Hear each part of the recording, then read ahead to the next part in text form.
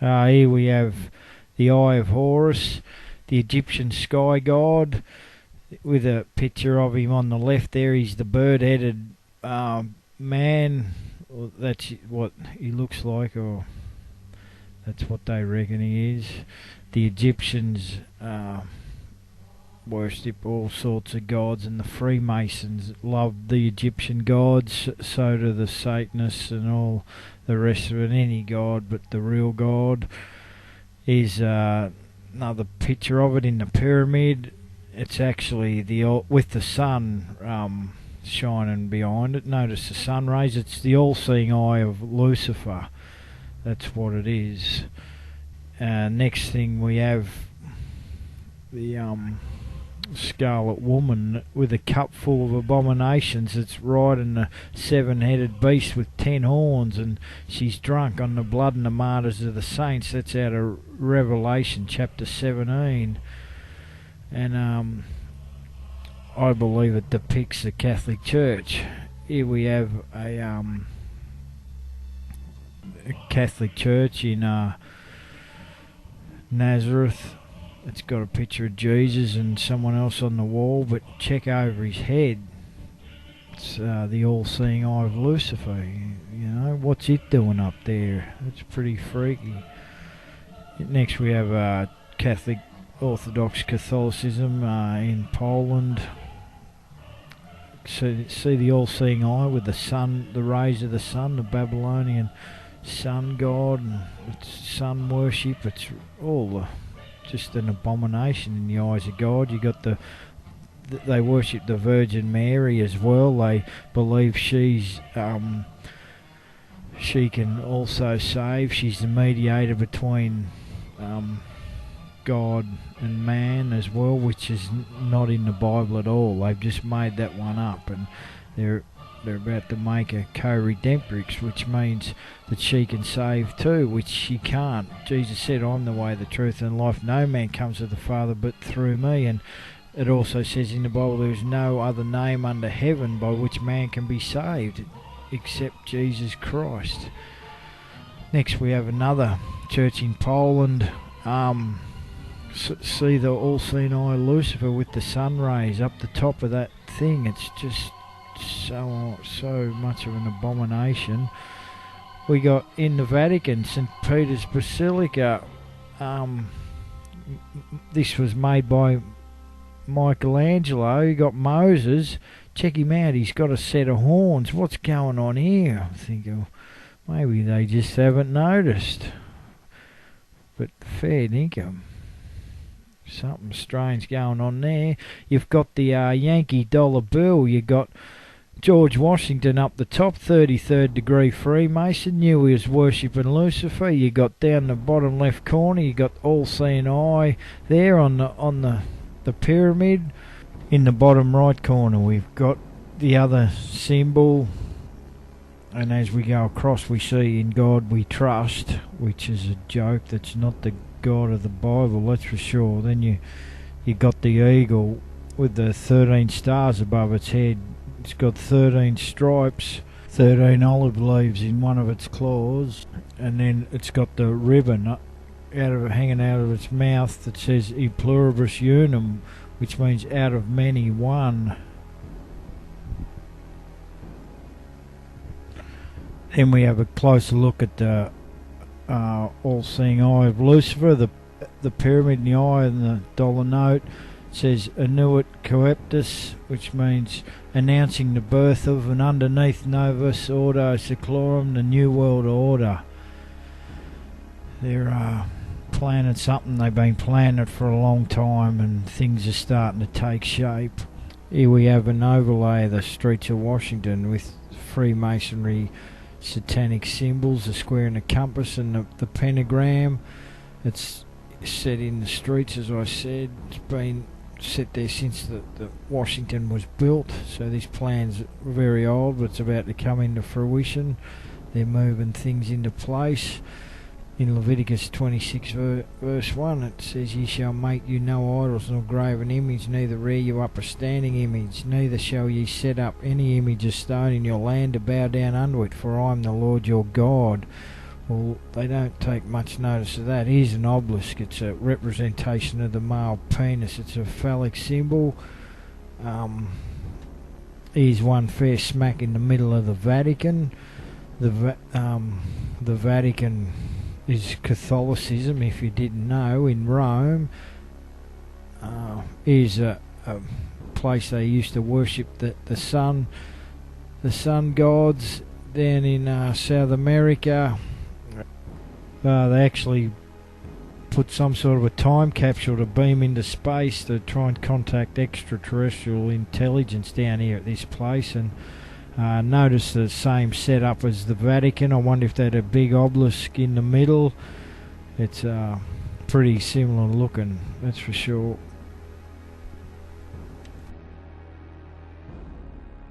Here's the biggest obelisk on the planet in Washington DC, and the president actually faces that when he does his oaths and stuff like that. Full on, not following the God of the Bible, or this would be a disgrace. They're not into the God of the Bible. Here's some more phallic symbols. Got the Egyptian stuff all over it. Here's one I made in the backyard at my house at Ledgerwood. Doused out the intersecting power lines and put it there. I just had to do it. Didn't know nothing about the other obelisks. It was just the spirit that I had made me do it. The devil made me do it, I suppose you could say. And there's actually power that emanates out of them. And anyway, we won't get into that. Right, here we have the Georgia Guidestones over in good old USA. They're out in the open, everyone can visit, whoever wants. Set up by the Rosicrucians, Freemasons and the New Ages, and they're in all sorts of different languages, so anyone can read them. They've been there for years. It says here they were put in 1980. This is the plan that they've got on them. This is what they want to live by, the rules. Maintain humanity under 500 million in perpetual balance with nature. Well, that means you got to wipe out 5.5 billion, and don't worry, that's their plan. Number 2, guide reproduction wisely, improving fitness and diversity, which means allow euthanasia, knock off the old people, the cripples, whatever. Number 3, unite humanity with a living new language, just like at the Tower of Babel when all spoke one. And God didn't want that because we get carried away. Number 4, rule passion, faith, tradition and all things with tempered reason. Well, who's going to control all this? Protect people and nations. It sounds good on the outside, but see, when you look underneath it, it's really bad. And then you go through it, down into the prize, truth, beauty, love, seeking harmony with the infinite. Be not a cancer on the earth, leave room for nature, leave room for nature. Oh, well, doesn't the greenies just love that sort of stuff? The New Ages, and even if it means just knocking out whole countries of people so a few trees can grow, this is the sort of mentality that they're promoting. But it's satanic behind it. There's a satanic plan behind it, and here's a bit more. What is the true significance of the American Stonehenge, and why is its covert message important? Because it confirms the fact that there was a covert group intent on dramatically reducing the population of the world, promoting environmentalism, establishing a world government, promoting a new spirituality. Certainly the group that commissioned the Georgia Guidestones is one of many similar groups working together toward a new world order, a new world economic system and a new world spirituality. Behind those groups, however, are dark spiritual forces. Without understanding the nature of those dark forces, it is impossible to understand the unfolding of world events. So that is a satanic plan, and men are just playing the game. Here we have the picture of Babel, where everyone spoke the same language. They tried to build a tower to heaven, And God said, well, when all men unite, there's nothing impossible for them. But it's not good stuff we get into. It's bad. So he split up everyone into different groups with different languages. Now this was painted in 1536, and God hated it because they wanted to be God. They just wanted to run the place without him. And check this out. This is the new European Union. This is their logo. Europe, many tongues, one voice. Check out the stars around the top. It's exactly their inverted pentagram. Simple as that. Full on satanic symbols. These people who are running this show know it too, and they're laughing in our faces, and we don't even know it because we're too busy, like I said, working, coming home, watching Home and Away, or Neighbours, and then going out to McDonald's, have a Happy Meal, and life's just rosy. Well, it's not going to be rosy for much longer, that's for sure. See the crane on top of the tower there? It means they're in the process of rebuilding it, and they actually have, believe it or not, this is the European Union Parliament in Strasbourg. They're just so couldn't care less. It's like, up you, God. We just, we can run the show without you. It's so blasphemous. Check out this, the European Union, one of their coins, the woman that rides the beast. We've seen the Scarlet Woman riding the beast back there a little bit. Here it is, blatantly, a harlot. She's half naked. It's so full on, and people just don't take any notice of it. They treat us as cattle, these people. They think we're just good for nothing, except for playing their game. This is an owl on one of the coins of the European Union, and you say, well, what's so weird about an owl? Well, we'll get right into that. The owl's a creature of the night. We look at the dollar bill. Here's an owl, little owl. We've seen the other satanic symbols on the dollar bill. Here's a little owl hiding right up in the corner. You can hardly see him. You need a magnifying glass to see him, but there he is. Check this one out. This is House of Congress in Washington, D.C. Look at the owl around the in the courtyards. It's shaped just like an owl. An owl represents wisdom and all-knowing and this and that, and that's how they see Lucifer too. And here's a picture of this owl over Washington and fair dinkum. Look at it, it's sitting fair over the top of a pyramid. Remember the pyramid with the all-seeing eye? Well, here's a little owl sitting on top, and if we stick an overlay over the top of it, well, you see these satanic things are built right into Washington. This stuff started back in 1776 when the Illuminati was formed, and it's running through these secret societies. They're working for a new world order. They're working through the lust for power and greed and all that is just driving these people. But behind them are these demons, these as we've seen, the spiritual forces that are controlling these people and running this world exactly how they want it to be run. Here we have a picture of the owl again. This is at Bohemian Grove, Moloch. It's the feminine version of Moloch. Moloch was a god in the Old Testament what people sacrificed their children to, and this is a mock human sacrifice. They actually put effigies of children up there and burn them, and all these are heads of countries, presidents, heads of big business, all mostly Freemasons and in the secret societies. They call this Bohemian Grove. Here's an owl here. It's called the Bohemian Club, and the owl's their little motive or motto or whatever, logo, whatever you want to call it. The male version of Moloch has got a human body and a bull's head. They heat the statue up that hot. Whether they put the fire some pictures depict them as putting the fire like right underneath, like they did back with the owl, and just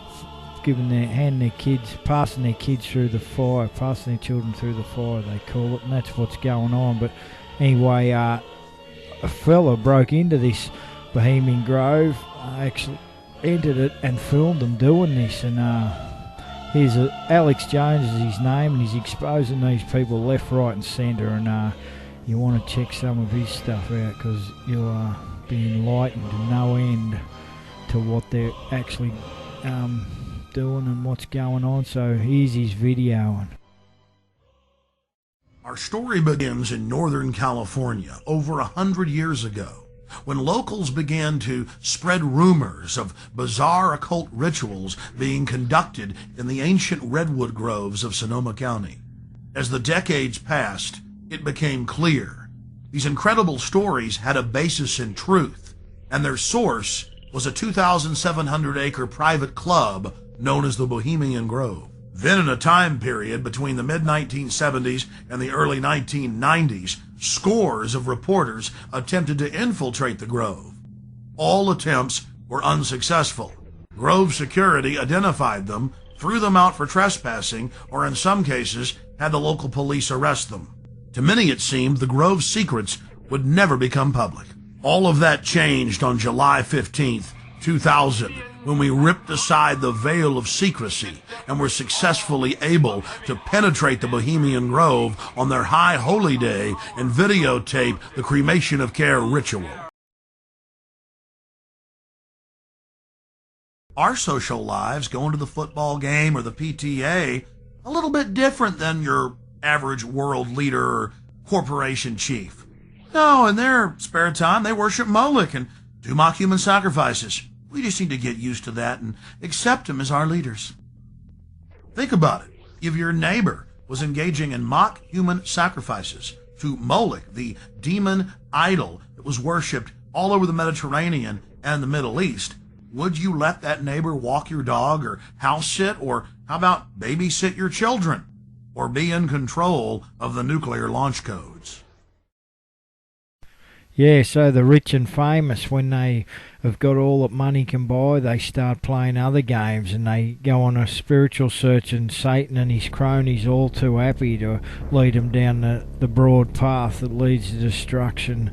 So they start playing games with the occult, the hidden knowledge, and just start following themselves, think they're their own gods, and that's what Satanism is all about. Do what thou wilt shall be the whole of the law. Be your own God. And this is what it says in Daniel chapter 8 verse 23-25 about the Antichrist, the final end times ruler that's going to lead the whole world to Armageddon. And in the latter times of their kingdom, when the transgressors are come to the full, a king of fierce countenance and understanding dark sentences shall stand up. Dark sentences means he knows the occult. He's full on warlock. And his power shall be mighty, but not by his own power. And he shall, that means the power of Satan himself. He's possessed with Satan himself. And he shall destroy wonderfully, and shall prosper and practice, and shall destroy the mighty and the holy people. These people hate Christians. They don't care about the other religions. They hate Christians because Christianity is the truth. Jesus Christ is the truth, and Satan hates him. And when I say Christians, I mean truly born-again Christians that have been indwelt with the Holy Spirit, the same Spirit that Jesus Christ received when he was baptized in the Jordan. Not the religious Christians that go through ritual and just the Sunday Christians and the fairy floss ones, but the true Christians that are living a godly life and following Jesus Christ to the full. These are the ones that are filled with the power of God, and they're the ones that Satan really hates, and he can't come against these people. He can't affect them because the Holy Spirit's in their spirit, and his evil spirits can't overcome these people and control them. And through his policy also he shall cause craft, that means witchcraft, to prosper in his hand, and he shall magnify himself in his heart, and by peace shall destroy many, just like the peace that the USA is promoting by destroying many Iraqis and whoever else that they feel like. And they call it for peace. And he shall also stand up against the prince of princes, but he shall be broken without hand. In other words, he's going to come a gutter.